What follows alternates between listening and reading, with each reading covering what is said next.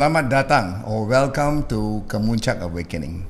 Our podcast seeks thought leaders and successful practitioners, especially in our local community. We seek to learn from those who have awakened their potential and, more important, taken the discipline and hard work to make it a reality. To persevere until they have reached the peak or Kemuncak of their field. Our focus today is selling. Is one of my biggest struggles. And I know I'm not the only one. I will have cold sweats and fast heartbeats when asked to sell. It doesn't matter if it's selling a product, a service, or even an idea for that matter. So today, I have decided to learn from someone who has gone through the process of succeeding in sales, and I invite you to do the same. With me today is Jenny Chin. Welcome, Jenny. Thank you. Thank you for having me. I'm honored. Right. Let me tell you a bit more about Jenny. Jenny is a business owner of New Skin Products with many business partners. However, she actually started off as a music teacher. Now, she helps her clients achieve two important things. One, achieve a positive self-image through anti-aging products. Two, she helps many of us reach our ideal weight. New Skin, I know I want to. New Skin are global leaders with anti-aging and weight management solutions with a lot of scientific research behind it. Great to have you with us, Jenny. Can you tell us more about your extraordinary journey from being a music teacher to a business owner? Thank you. Okay, you're asking me to take a trip back. Well, I started as a music teacher and I was specializing in the electone. I was very fortunate to have been sent to Japan for training and handpicked to be on the examination board for Malaysia market. Teaching was actually my first passion. I love to teach. And I also do it quite naturally. But it came to a point of my life where you would say a midlife crisis perhaps, where I was questioning if there was something more out there than my 6x6 cubicle. I wanted to know if perhaps my own potential hasn't been tapped. While, as a music teacher, we were discovering a child's musical potential. And I came across some wonderful mentors. And when this lady, Mrs. Vera Waters from Hong Kong, shared that this business could give me personal growth, I jumped at it because it was exactly what I was looking for. And it was a no-brainer. Yes, it was totally out of my scope of profession, but it gave me a sense of excitement because it was something totally new for me to venture into. And as long as I thought if I had a mentor, I couldn't go very far off. So I took the plunge, transitioning from a music teacher to a business owner. Because of that, today my husband and I, we are able to give back to the society. This flexibility of time that we have, that I gotten from the business, gave us this opportunity to spend our resources, our time, to a non-profit movement called Worldwide Marriage Encounter, where we help married couples to regain intimacy through a proven communication tool. Very interesting journey, Jenny. Thank you. Right, Jenny, when I think about sales, wow, I feel terrified. I'm thinking like going into anxiety attacks.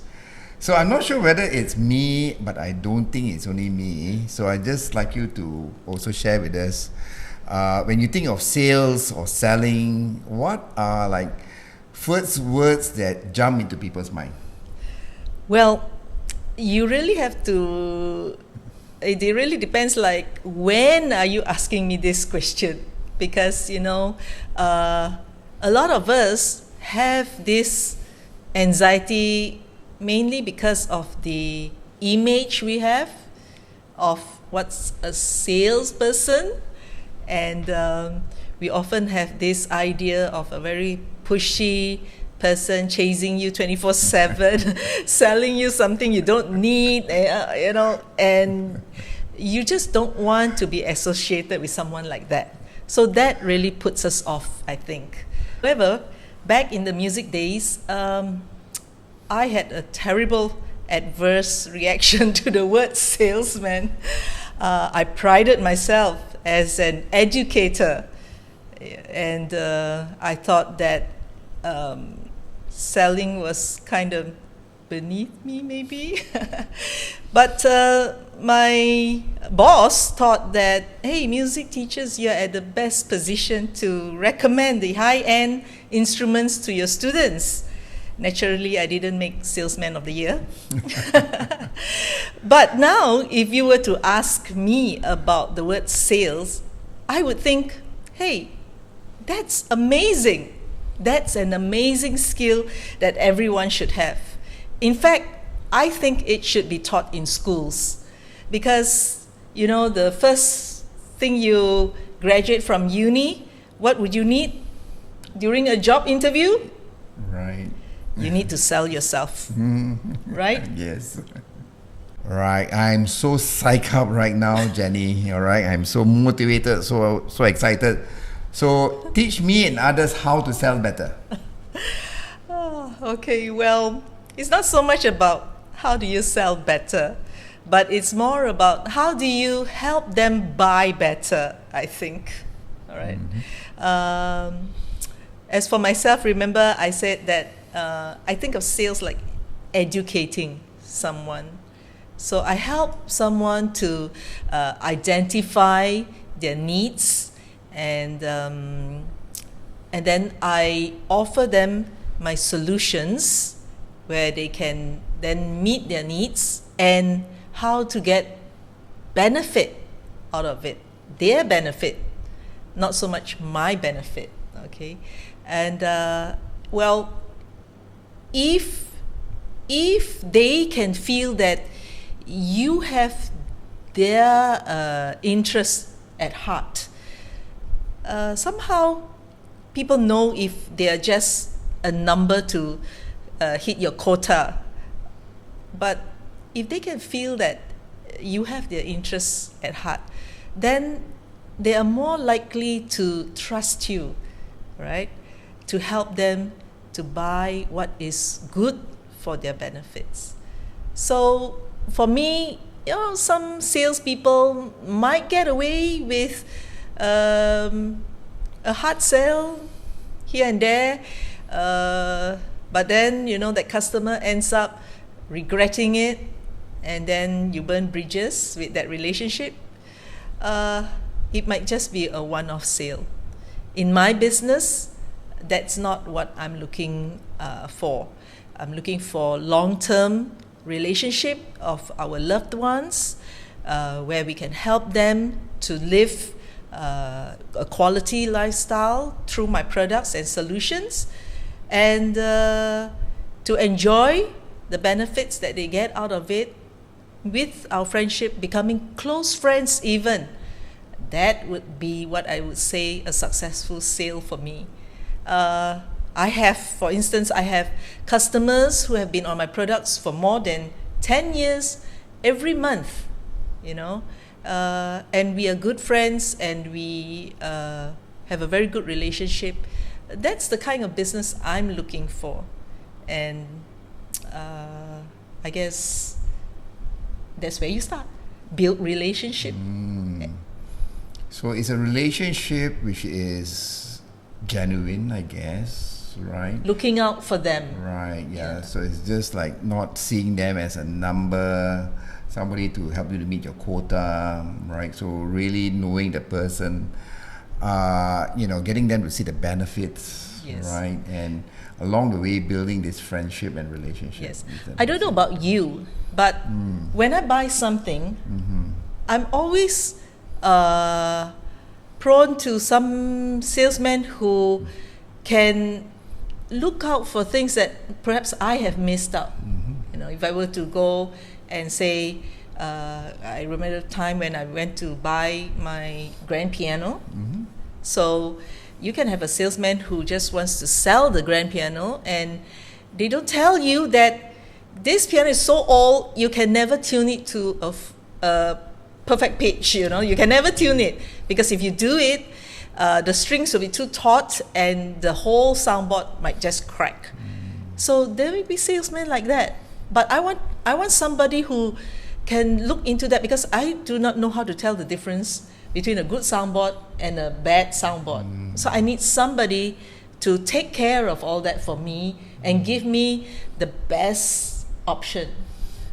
So that's who I try to be for my customers. I look out for them and I give them the best option for their needs at that moment, you know, in their life. For me, it makes sense. I relate it to situations where I need to buy insurance. Right, I almost know nothing about insurance. A lot of reading. Yeah. But like you say, if this is a good salesperson, they will know your needs, they know how to, give you the right solutions. Right, and not oversell you, right, for something that is not designed for your kind of lifestyle. Yeah. All right. I can also see, and that's why whenever I think about getting insurance, I always go back to the same lady. All right, so it says that this trust, this relationship is built. Right, yeah. So building relationships, building trust, yeah. My next big need to make me a better salesman, yeah, Jenny, it's dealing with no's. Is when people resist what you're trying to propose to them. Help me out of this. Okay, the dreaded word, no. Well, no one likes to be rejected. That includes me. And when I was first exposed to this business, I remember I was taught that we should not take no personally. And there was a story I was told. Imagine you're a flight attendant and you're offering me coffee or tea, and I just say no to you. Are you going to run to the bathroom and cry your heart out? Or, it's just, I'm not rejecting you as a person, but I'm rejecting the coffee or tea. Perhaps I want my glass of champagne. So it was very clear. I got the concept quite immediately, I must say, but still, when my no's came, the first no, the second no, the 100th no, well, it still hurts. Let me tell you that. So, what's the issue here? Well, for one thing, we did not take away the expectation, right? A lot of times when we approach someone, we have this whole busload of expectations behind us. Hey, you're my best friend from school. Why is he not supporting me? I expect maybe he owes me some money. He should be supporting me. Or we might have ideas like, this person, she's in pain and she really needs to lose weight because all the joints are aching. It makes sense, but they still say no to you, right? And we cannot wrap around our head why somebody with all the right needs, with all the right reasons for having to need our product and still say no. So one of the strategy is to remove that expectation. And when you remove that expectation, basically the bottom line is no. You begin with no. And if they say yes, it's a bonus. So you you have nowhere to go below. Are you able to do that? Does that make sense? It makes tremendous sense. Listening to Jenny, it reassures me that even a very seasoned saleswoman like Jenny says that, well, a no still hurts. All right, yeah, so it's no still hurts. And Jenny has just helped me to realize about expectations, and I like Jenny's example of the coffee and tea. So if somebody rejects the coffee and tea, they're not rejecting me. Maybe they dislike caffeine. Right. Yeah. So it's not a personal rejection of me. Yeah. Right. Yeah. And one of the things which I caught from Jenny a bit earlier was to allow people to say no, and that's perfectly fine. Yes. In fact, Jenny, you remind me about this author by the name of Chris Voss. And Chris Voss is a master negotiator. And he says that whenever he goes to negotiate or when he advises people to sell, he expects people to say no to him. Right? Because no gives the autonomy back to that other individual. Right? And that is a very good starting point. Wow, this is like light bulbs lighting up for me. Okay, so that is learning how to say no. Remember, no is not a no forever. It's a no only for now. Yeah, so continue building that relationship, and you never know when it is the right time for them to say a yes, to give you a yes. And trust me, viewers, she's a master in it. I remember one time she wanted me to do something. I said no to her in the beginning, and she continued to influence me until I did it. All right, and glad that I did it. All right, so again here once more, no is not a no forever. No is a no for now only. All right, let's keep that in mind. The other thing, Jenny, that from our prior conversation that you have helped me to realize is the importance of perseverance, whether it's in the skill of selling or any other skill. I think you made that point a bit earlier too. It made me realize that when I was an 18-year-old, going out there trying to get retailers to accept credit cards, wow, that was such a devastating effect, and I only lasted like 1 month in the job. So I had no staying power at all, and like they said a bit earlier, had no skills at all. That was the downside. But I can also think about another example where I was more successful in persuading my 2 children to take up swimming. So I remember when they first started to take up lessons, and when they found it difficult, they actually wanted to give up. So I gave myself a small pat on the back. All right, I stayed on at it. All right, I continued to persuade them, to see the benefits of it, as you said a bit earlier, and eventually they can swim today. So I thought that, well, that was a success case for me. I'm sure you're going to tell us more about perseverance. Okay, the problem with people finding difficulty in selling successfully is often just lacking that perseverance, because they give up just a little bit too early in the process of learning. It's all a learning curve. So if you give up just before the curve is about to go up, where you start to see success, then you really sell yourself short, right?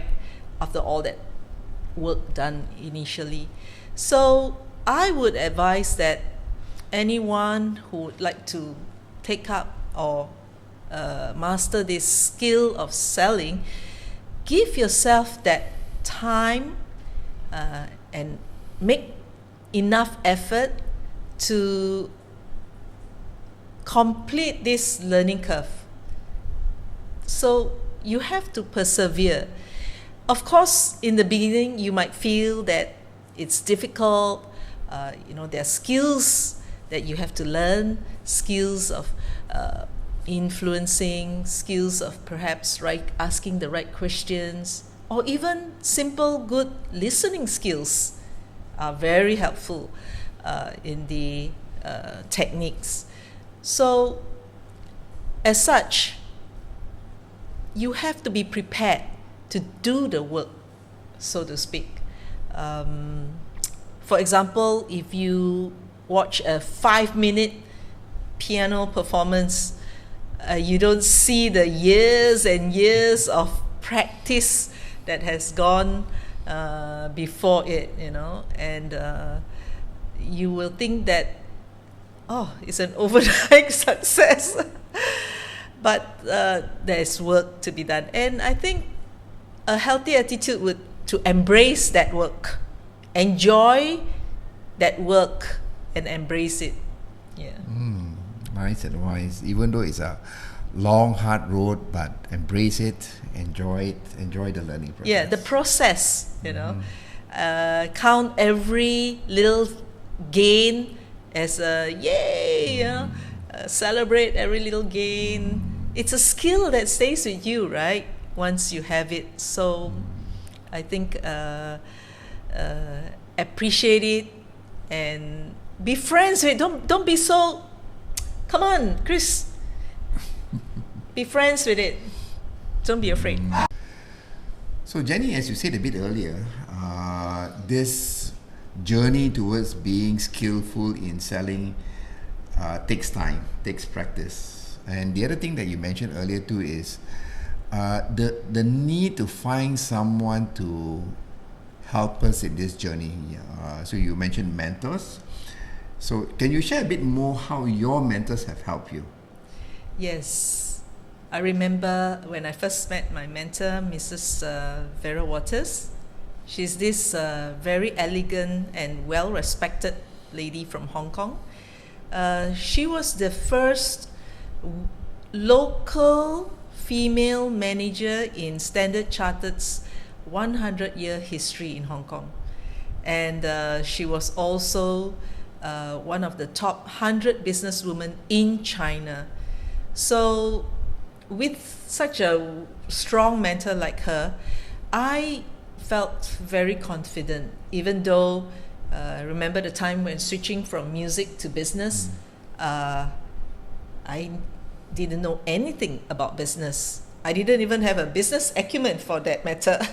But having a mentor like someone like her gives you the confidence and gives you the support that one would need to build a business. Especially in a business like mine, we cannot succeed without our business partners succeeding first. So that's a very healthy culture. It promotes mentoring, it promotes helping someone else, because I can't succeed until I have helped you succeed. All right, so well said.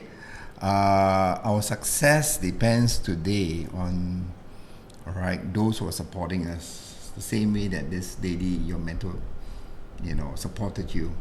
And I know for a fact that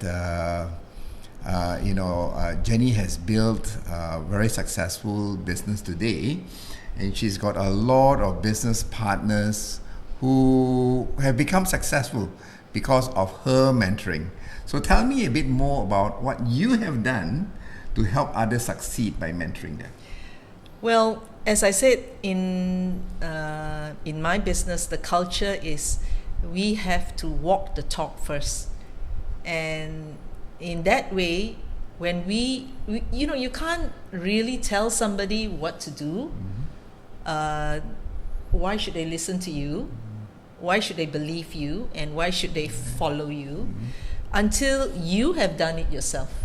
And because you have done it yourself, then our business partners have that luxury of learning from our mistakes. See? And that will help them to miss out a few potholes here and pitfalls there. and make the journey a little bit more smoother and a little bit more easier. And that's the whole point of this mentorship, is so that you can be successful in your own way, but in a way that you don't have to go make the 1,000 mistakes, right? You just learn from others, from people who has made the mistake already. So that's the culture in what we do. Yeah. I would connect it to the fact that, as you said a bit earlier, the importance of trust. So you probably have gained the trust of those people whom you're mentoring, probably because you have done it yourself before. All right, you have walked the same path, succeeded in some, struggled in others. Right. So you empathize with them. Right. And also the fact that by mentoring, you're building this relationship with them. Right. Nice. Now, there was a question which I wanted to ask you too. Okay. So the question which I wanted to ask you, Jenny, is doing this, the work that you do in selling is tough, right? And being discouraged, being demotivated will probably happen to all of us, especially doing what you do. So what do you do to encourage, motivate your business partners, especially when they are hitting a pitfall?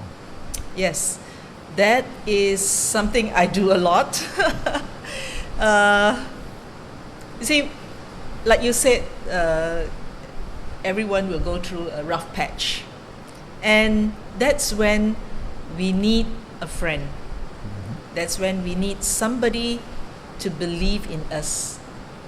Because we may have lost that vision for a bit, and our self-belief takes a knock. But when you have somebody as a mentor who has your back, so to speak, or who doesn't want you to give up, who knows that you can do it, who's able to give you that confidence and remind you again what you can be capable of, your potential. Somebody to just simply believe in you as a person. I think that makes all the difference, and it makes it so much easier to pick oneself up when you have somebody like that by your side. And basically, it's just being a friend, being there as a friend. I would sum it up, Jenny, as to succeed in this business, that you have a friend who believe in you, even though you may not believe in yourself at that moment in time. Right. All right. Yeah. So thanks for the tip. Yeah. So, right. So we're about to come to a close of our podcast today, and Jenny is going to leave us with 3 tips. Right, Jenny? Yes. Tip number 1, I would say, put the person in front of you more important than the sale. That way you can enjoy the process, and you're not really trying to sell, but think of it as how you are helping that person. Tip number 2 is put yourself in their shoes. If after all your efforts and they still say no, I think you have to really understand that there may be something else going on, and we have to accept that sometimes, and see from their point of view. So if we get really upset and speak harshly when they do that, then we do not have something to go on for in the future. But if we put ourselves in their shoes and be very empathetic, then I think it would leave the situation in a better position for a follow-up next time, perhaps. Tip number 3, I would say, don't limit yourself. For me, we are only afraid if we don't know something, right? The fear of the unknown, as we have said. It's easy to say, overcome the fear, you got to be strong. Don't take it personally. It's easier said than done. But perhaps you would like to do what I do, and that is I see every challenge as a way to build character, a way to seek and reach my full potential. So, in a way, every challenge is here giving us an opportunity to strengthen, to give us this mental strength. Right, so thank you very much for the 3 tips, Jenny. It's my pleasure, and it's been fun Right. doing this podcast with you. Same here. So if you are interested to explore having another stream of income, learn how to run your own business, or if you want to look as youthful as Jenny, you know what? She's got a 30-year-old son. Check out the anti-aging benefits from the innovative products. And I will be needing the weight management product. Look how slim she is. So reach out to Jenny, either through her website or her Facebook. So thank you, Jenny, for giving us more courage to sell. I hope that all my tips have been beneficial to you and everyone out there. So just one last word, just do it. Right, just do it. All right, so you heard that from Jenny, and that's our episode for today. If you enjoyed it, share it with your friends and family members, and subscribe to our YouTube channel or tune in to Spotify. Bye for now. Bye.